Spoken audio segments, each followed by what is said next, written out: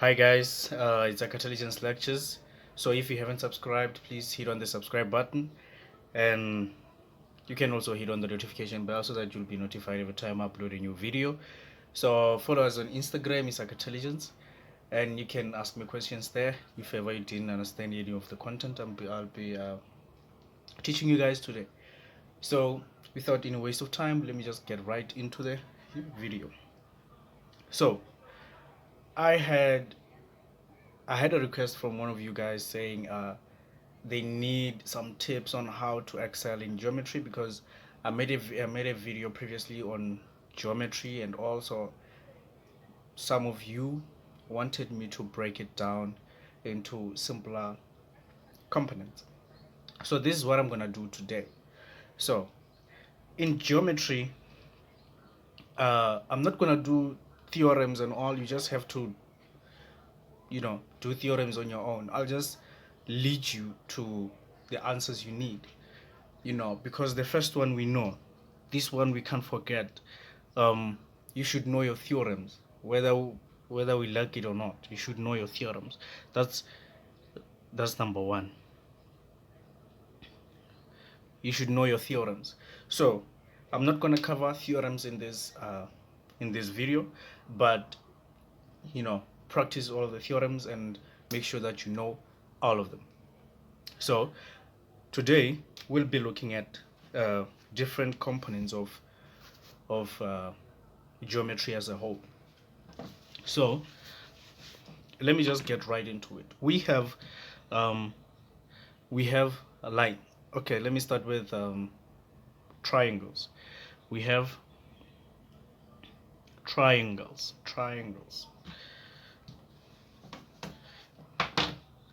We have triangles. And when it comes to triangles, we know that if we have this triangle, we know that this side, and this side, let me just call it A, B, C, and I just say this one is alpha, beta, and gamma. Let's just say it's something like that. We know that the sum of all angles of triangle, the sum of all angles of a triangle equals to 180 degrees. This is what we know.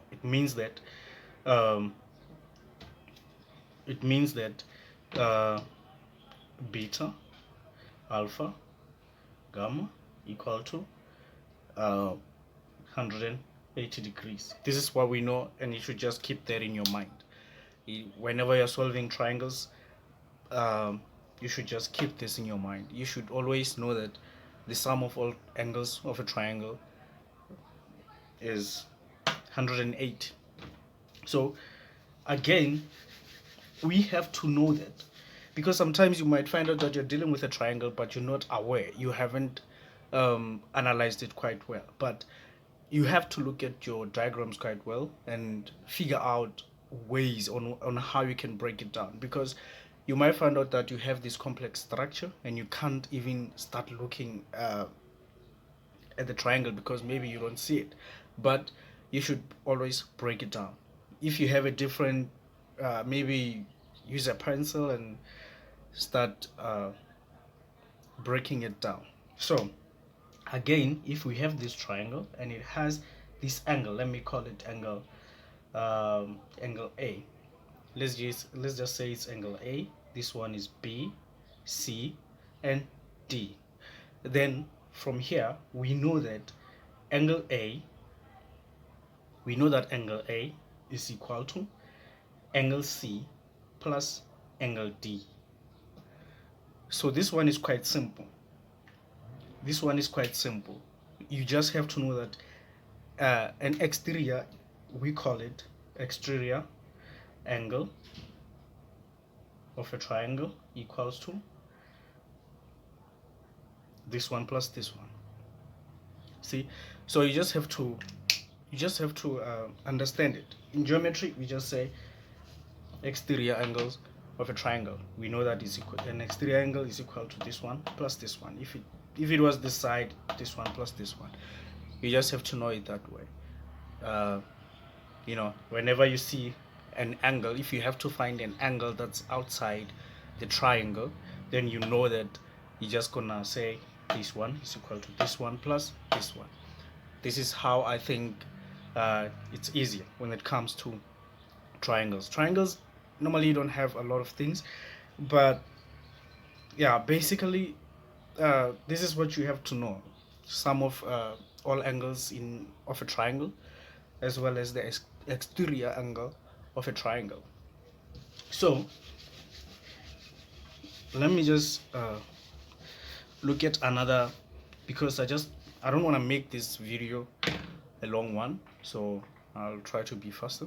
So we have lines. When it comes to lines, we should understand that parallel lines are very important. Parallel lines or equal lines. So when it comes to parallel lines, for instance, let's just say these lines are parallel, and we have this line passing by. In a geometric figure, it won't be as perfect as it seems here, but you should always look for, if ever there's a parallel line, look for a line that cuts those parallel lines, so that you will be able to analyze it individually. So let's say we have this angle as 1, 2, 3, 4, 5, 6, 7, and 8. Let's just say we have a scenario like this.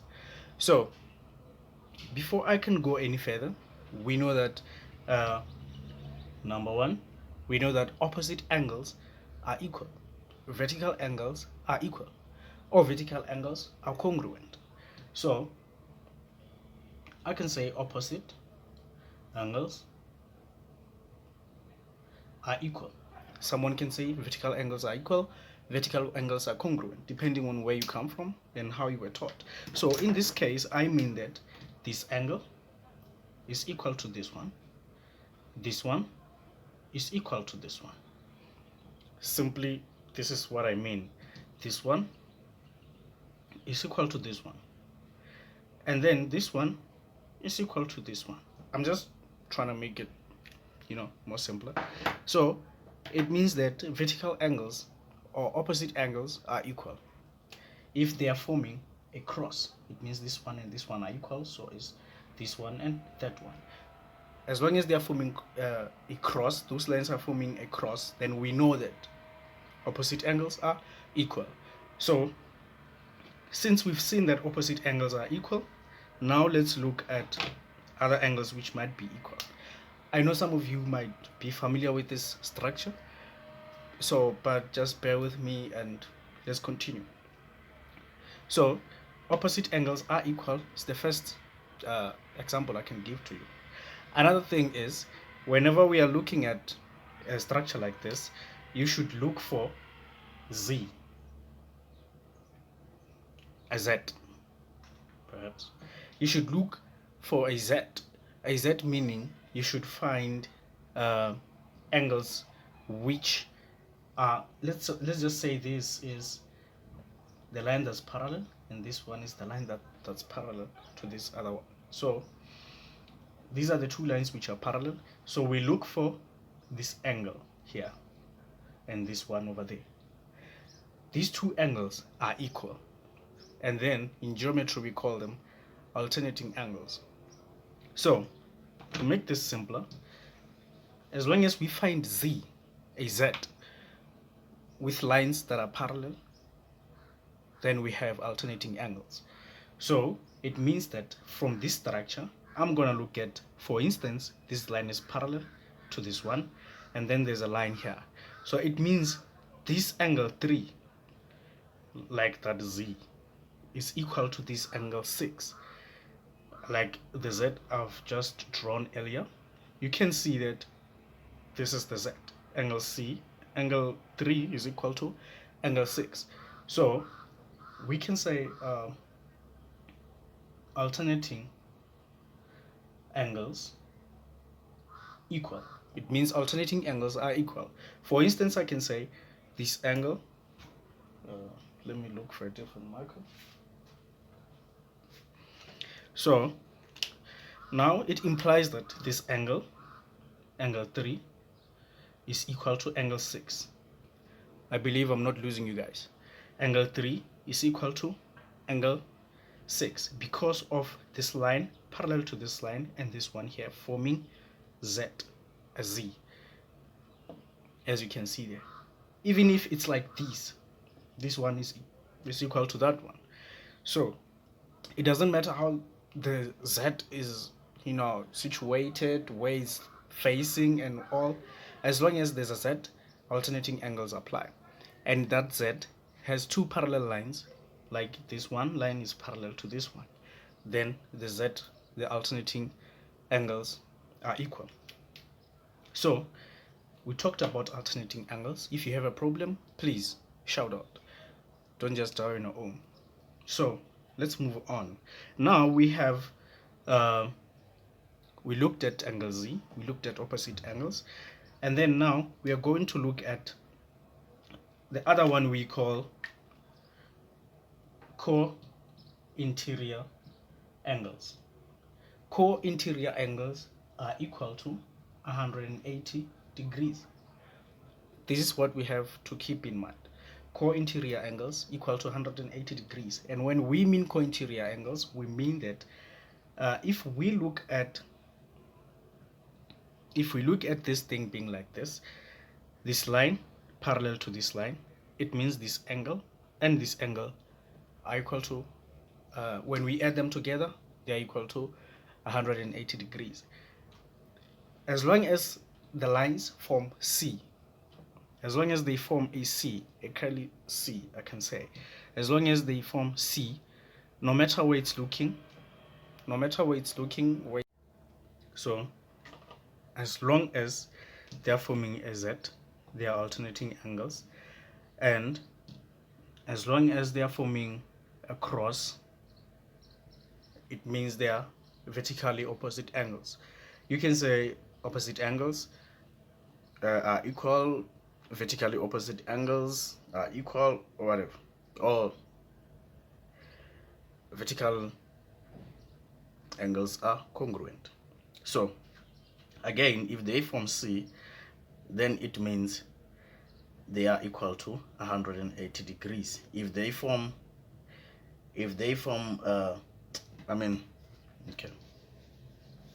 alternating angles, they form Z. If they form a Z, then it means they are alternating with this one parallel to this line, parallel to this line. And if they form a C with this one parallel to this one, it means this angle is equal to that angle. And again, we have another pair of lines which are called, we have another angles which are called corresponding angles. Corresponding angles are equal. Corresponding angles that are characterized by lines that form F. When I mean F, I mean lines that form F. So they are characterized by lines that form F. It means that if this line is parallel to this one, then it means this one is equal to this one. If they form F, then this one and this one are equal. So they are called corresponding angles. So now let's look at the diagram we have and try to come up with all these angles we just talked about. Number one, we have vertically opposite angles, or opposite angles, or vertical angles being equal. It means that if we have this angle and that angle, then they are equal, or this one and this one, they are equal. This one equal, this one and that one equal. As long as it forms a cross, then they are equal. Let's look at alternating angles. We have this line parallel to this one, then it means we have a Z there. We have a Z, which means this angle here is equal to this one here. This is very simple. Again, we have the ones that form C, they call interior angles. It means this one and this one are equal because we can see a C here, and this line is parallel to this one, so it makes the two equal. And again, if we look at this one, this angle 3 here is equal to this angle 5 there, because this line is parallel to this one, making a C there. And then corresponding angles, they are formed by lines that form F. If we look at this one, go straight there, so we have an F here, we have an F, which means this angle 4 here is equal to this angle 8 there. And again, if you can look at this side, we have this angle 3 here being equal to this angle 7. So with this being said, I understand that if you have any questions, you'll go on my Instagram and ask me a question there, or you can put it in the comment section below, and I'll try by all means to answer it. Again, now I just want to touch a little on cyclic quadrilaterals. I don't want to go in deep details because it's a theorem, you just have to know it, but I have to highlight other things on a cyclic quadrilateral. So a cyclic quadrilateral is just a square inside, it's just a four-cornered shape which is inside a circle, and both all the corners of that all those corners of a four-cornered, it can be a square, a trapezium, a rhombus, but it has to be, let me just call it a square or a rectangle, whatever, but all the corners should touch the circumference of the circle. Let me put it clear. So let's just say we have this circle here, and then we have a square inside this circle. So this means that this is a cyclic quadrilateral. This thing inside this circle is a cyclic quadrilateral, which means that, let's just say here it's A, B, C, and D. So if we have a cyclic quadrilateral like this, we know that number one, we know that opposite angles of a cyclic quadrilateral are equal to 108. It means when we add them together, the sum equals to 180 degrees. So we can say, okay, let me just write the reason first, and then opposite angles of a cyclic quad, opposite angles of a cyclic quad equals to 180 degrees. This is well known. If you don't know this reason, you can just confirm with your lecturer or teacher, or you can just check it in your textbook. You'll find it. Opposite angles of a cyclic quad, they are equal to 180 degrees. So you can say the sum of opposite angles of a cyclic quadrilateral equal to 180 degrees. Still okay. And then, okay, let me just try to, okay, this means that angle A plus angle C, no, angle A plus angle D. This means that angle A plus angle D equal to 180 degrees. And again, angle B plus C, they're both equal to 180 degrees. This is what it means over there. Again, another reason is we know that if we have, let me just take this line, if we have this line being extended to this side, and then we have another angle there, we have another angle here, let's just call this angle alpha. Okay, let me just call it B1, and this side I have B2. It's okay. So we know that an exterior angle of a cyclic quad an exterior angle of a cyclic quad is equal to the interior opposite angle equals to the interior opposite angle. This is very simple. The exterior angle of a cyclic quad is equal to the interior opposite. It means that if you have a cyclic quad like this, then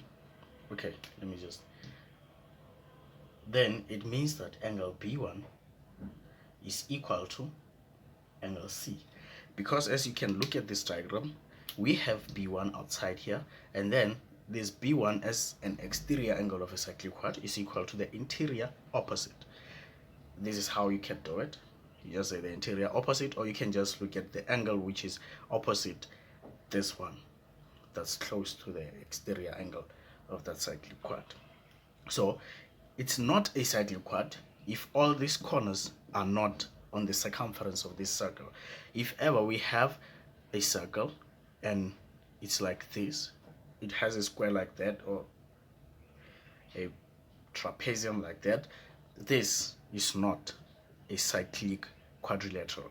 The cyclic quadrilateral is characterized by all the corners sitting on the circumference of the circle. So this is the little I had for this video.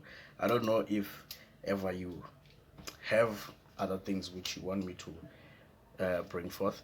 You can just contact me and I'll be more than happy to help you guys. So till we meet again.